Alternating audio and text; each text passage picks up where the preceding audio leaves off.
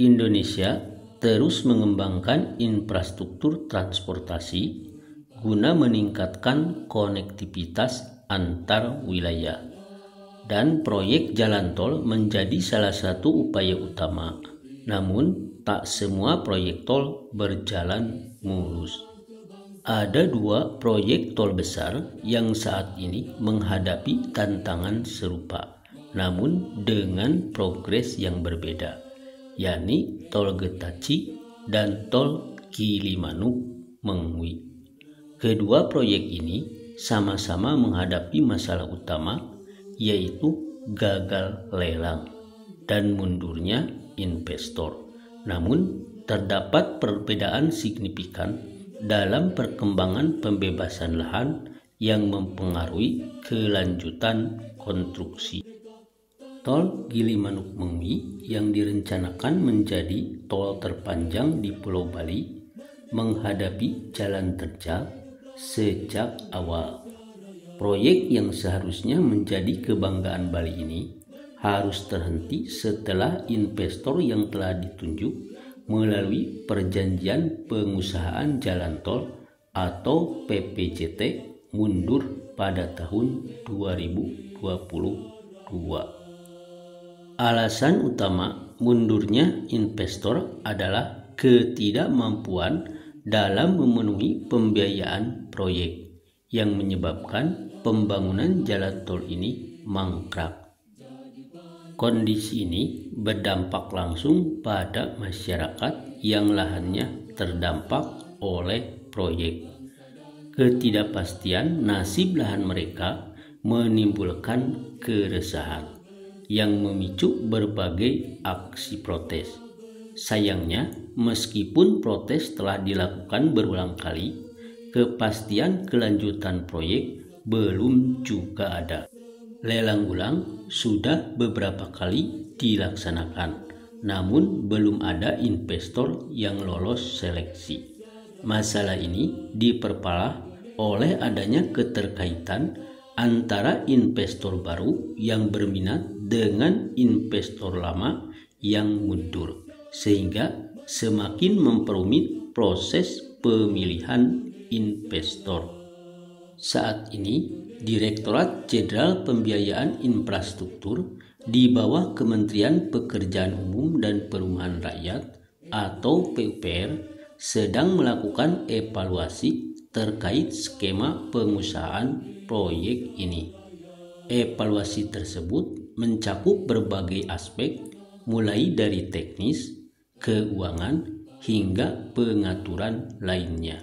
Namun hingga saat ini, proyek yang digadang-gadang akan menjadi tol terpanjang di Bali ini masih menunggu kepastian, baik dalam hal konstruksi maupun pembebasan lahan. Sementara itu, Tol Getaci yang awalnya direncanakan menjadi jalan tol terpanjang di Indonesia juga menghadapi masalah serupa. Investor yang mundur akibat pembiayaan yang tak mencukupi menyebabkan proyek ini harus melalui proses lelang ulang. Namun berbeda dengan Tol Gilimanuk Mengwi, Tol Getaci masih menunjukkan progres, terutama dalam hal pembebasan lahan. Meski investor awal mundur, proses pembebasan lahan untuk Tol Getaci tetap berjalan. Ini memberikan harapan bahwa proyek ini masih dapat dilanjutkan jika segera mendapatkan investor baru. Namun, untuk menurunkan biaya pembangunan dan menarik lebih banyak investor, pemerintah memutuskan untuk memangkas panjang jalan tol ini. Menurut Heri Cahyono, Direktur Jenderal Pembiayaan Infrastruktur Kementerian PUPR, Tol Getaci yang semula direncanakan menghubungkan Gede Bage di Jawa Barat hingga Cilacap di Jawa Tengah, kini hanya akan mencapai Ciamis. Pemangkasan ini membuat panjang Tol Getaci menjadi hanya 108 km.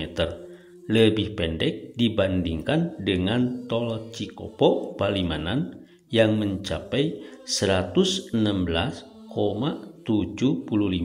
km. Akibat pemangkasan ini, total investasi yang dibutuhkan juga berkurang dari 56,2 triliun rupiah menjadi 37,64 triliun rupiah. Meskipun sama-sama mengalami kegagalan dalam proses lelang ulang, Tol Getaci masih memiliki prospek yang lebih cerah karena proses pembebasan lahan masih terus berlangsung. Dengan demikian, proyek ini masih memiliki kemungkinan besar untuk dilanjutkan jika investor baru segera ditemukan. Indonesia tanah airku, tanah tumpah darahku. Di sanalah aku berdiri, jadi pandu ibuku. Indonesia kebangsaanku, bangsa dan tanah airku. Marilah kita berseru, Indonesia bersatu. Hiduplah tanahku, hiduplah negeriku, bangsaku, rakyatku semuanya. Bangunlah jiwanya, bangunlah badannya untuk Indonesia Raya. Indonesia Raya, merdeka, merdeka, tanahku, negeriku yang ku cinta. Indonesia Raya, merdeka, merdeka, hiduplah Indonesia Raya.